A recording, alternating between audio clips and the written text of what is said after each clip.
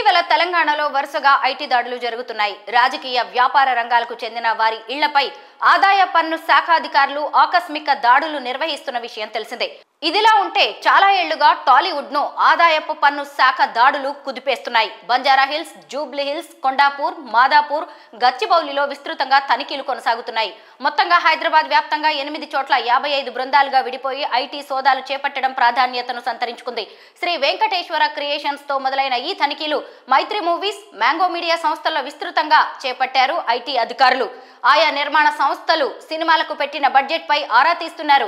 ఇక Telangana film development corporation chairman, ప్రముఖ నిర్మాత దిల్ రాజు నివాసం, కార్యాలయాలపై ఏకకాలంలో ఐటీ అధికారులు సోదాలకు దిగిన విషయం తెలిసిందే. ఇప్పటి వరకు కేవలం ప్రొడ్యూసర్స్, ఫినాన్షియర్లపై మాత్రమే దాడులు జరగ్గా ఇప్పుడు డైరెక్టర్ సుకుమార్ మీద కూడా రైడ్ నిర్వహిస్తున్నట్టుగా వార్తలు వస్తున్నాయి. మీడియా కథనాల ప్రకారం దర్శకుడు సుకుమార్ ఇంట్లో నిన్న ఉదయం నుంచి ఐటీ సోదాలు జరుగుతున్నాయి. ఇన్కమ్ ట్యాక్స్ ఆఫీసర్స్ మంగళవారం ఉదయం దగ్గర ఉండి సుకుమార్ ను ఎయిర్పోర్ట్ నుంచి నేరుగా ఇంటికి తీసుకుని వెళ్లారట. పుష్ప 2 మూవీకి దర్శకత్వం వహించినందుకు సుకుమార్ 15 కోట్ల రూపాయల మొత్తాన్ని రెమ్యునరేషన్ గా తీసుకున్నట్టు తెలుస్తోంది. దీనికి సంబంధించి ఆదాయపు పన్నులను ఆయన చెల్లించారా లేదా అని ఐటీ అధికారులు ఆరా తీస్తున్నట్టు చెబుతున్నారు. ఈ క్రమంలోనే ఆర్థిక లావాదేవీలకు సంబంధించిన వివిధ డాక్యుమెంట్స్ ను పరిశీలిస్తున్నట్టు సమాచారం. పుష్ప 2 ది రూల్ చిత్రాన్ని మైత్రి మూవీ మేకర్స్, సుకుమార్ రైటింగ్ సంస్థలు సంయుక్తంగా నిర్మించాయి. ఇదిలా ఉంటే పుష్ప 2 బ్లాక్ బస్టర్ విజయం అందుకుని బాక్స్ ఆఫీస్ వద్ద 1850 కోట్లకు పైగా వసూళ్లను రాబట్టినట్టుగా మేకర్స్ అధికంగా ప్రకటించారు. ఈ నేపథ్యంలో మైత్రి మూవీస్ ఆఫీస్, నిర్మాత నవీన్ ఎర్నేని, సీఈఓ చెర్రీ ఇళ్లలో ఆదాయపు పన్ను శాఖ అధికారులు సోదాలు నిర్వహిస్తున్నారు.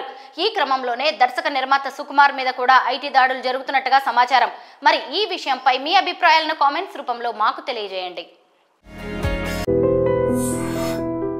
నేషనల్ క్రష్ రష్మిక మందన్న గురించి ప్రత్యేక పరిచయం అక్కర్లేదు. కన్నడ ఇండస్ట్రీ నుంచి వచ్చిన ఈ బ్యూటీ అతి తక్కువ కాలంలో స్టార్ హీరోయిన్ గా ఎదిగింది. పాన్ ఇండియా లెవెల్లో స్టార్ హీరోల సరసన ఛాన్సులు దక్కించుకుంటూ మంచి క్రేజ్ తెచ్చుకుంది.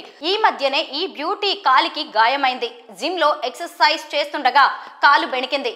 గాయం నుంచి కోలుకునేందుకు నెలలు కూడా పట్టొచ్చేమో అని ఆమె తన ఇన్స్టాలో పోస్ట్ చేస్తూ కాలికి కట్టుతో ఉన్న ఫోటోలను షేర్ చేసింది.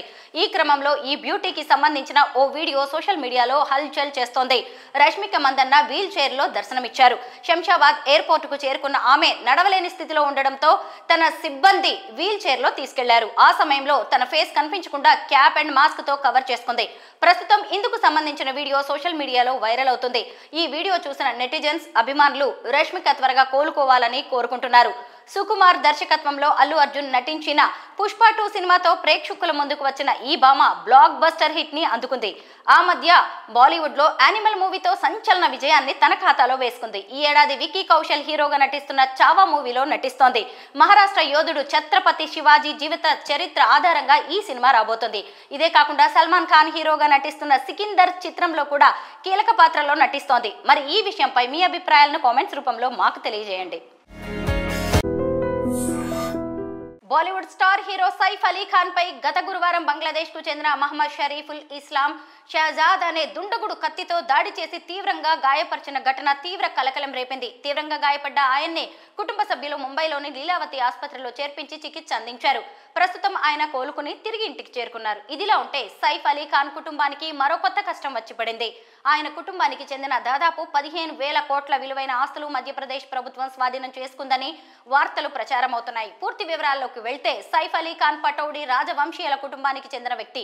పటౌడీ రాజవంశానికి చెందిన ముత్తమ్మమ్మ అబీదా సుల్తాన్ 1947లో భారతదేశ విభజన సమయంలో తన ఆస్తులు భారత్లో వదిలి పాకిస్తాన్ కు వెళ్లిపోయారు. విభజన సమయంలో ఎవరైతే భారత్ ని వదిలి వెళ్లారో వారికి సంబంధించిన ఆస్తులు ఎనిమీ చట్టం కిందికి వస్తాయని భారత ప్రభుత్వం తేల్చి చెప్పింది. ఈ క్రమంలోనే అప్పుడు అబిదా సుల్తాన్ వదిలి వెళ్లిన 15,000 కోట్ల ఆస్తులు మధ్యప్రదేశ్ ప్రభుత్వానికి చెందినవిగా ప్రకటించారు. కానీ ఇందుకు సైఫ్ కుటుంబం అభ్యంతరం చెప్పింది. ప్రభుత్వ నిర్ణయాన్ని వ్యతిరేకిస్తూ కోర్టులో పిటిషన్ దాఖలు చేశారు. ఈ ఆస్తులు తమ వారసత్వానికి చెందినవని, వాటిపై తమకు పూర్తి హక్కులున్నాయని ఆయన న్యాయస్థానంలో వాదించారు. న్యాయస్థానం అప్పట్లో స్టే ఇచ్చినప్పటికీ దీన్ని 2024 డిసెంబర్ 13వ తేదీన భోపాల్ హైకోర్టు ఈ స్టేని ఎత్తివేసింది. స్టే ఎత్తివేశాక మళ్ళీ 30 రోజుల్లోగా అప్పీల్ చేసుకోవాలి. కానీ 15,000 కోట్ల రూపాయల ఆస్తికి సంబంధించి ఎవరు కూడా పెద్దగా రియాక్ట్ కాలేదు. ఈ క్రమంలోనే 15,000 కోట్ల ఆస్తి మధ్యప్రదేశ్ ప్రభుత్వానికి దక్కుతుందని భోపాల్ ఉన్నత న్యాయస్థానం సంచలన తీర్పు వెల్లడించింది. మరి సైఫ్ అలీ ఖాన్ హైకోర్టు తీర్పును సవాల్ చేస్తూ సుప్రీంకోర్టుకు వెళ్తారా లేదా ఆ ఆస్తులను వదిలివేస్తారా అనేది తెలియాలంటే మరికొంతకాలం ఆగాల్సిందే. సైఫ్ పై దాడి ఘటన, కోర్టు నిర్ణయం, ఇలా వరుస కష్టాలు రావడంపై సినీ వర్గాల్లో హాట్ టాపిక్ గా మారింది. మరి ఈ విషయంపై మీ అభిప్రాయాలని కామెంట్స్ రూపంలో మాకు తెలియజేయండి. భారతదేశంలో 12 సంవత్సరాలకు ఒకసారి మహాకుంభమేళా ఎంతో ప్రతిష్టాత్మకంగా జరుగుతుంది. ఉత్తరప్రదేశ్లోని ప్రయాగ్రాజ్లో జరిగే ఈ కుంభమేళాకు దేశం నలుమూలల నుంచి లక్షల సంఖ్యలో భక్తులు పాల్గొని పవిత్ర త్రివేణి సంగమంలో పుణ్య స్నానాలు ఆచరిస్తున్నారు. 12 సంవత్సరాలకు ఒకసారి జరిగే ఈ మహాకుంభమేళాకు 14 అఖాడాలకు చెందిన లక్షలాది మంది సాధువులు వస్తుంటారు. అయితే ఇక్కడికి వచ్చే సాధువులు విశిష్ట పేర్లతో పిలువబడుతున్నారు. ఇప్పటికే ఐఐటి బాబా అభయ్ సింగ్, బ్యూటీ సాధ్వి రిచారియా, డిజిటల్ బాబా, అలాగే కాంటేవాలా బాబా, అమర్జిత్, మహారాజ్ అలియాస్ చోటు బాబా, గోల్డెన్ బాబా, ఇలా ఎంతో మంది సోషల్ మీడియాలో పాపులర్ అయ్యారు.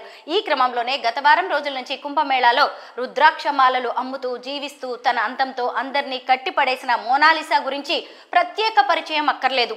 తేనె కళ్ళు, అమాయకపు చూపులు, అందరినీ కట్టి పడేసేలా నవ్వుతూ కనిపించే ఈ అమ్మడు ఇప్పుడు సోషల్ మీడియాలో వైరల్ అయింది.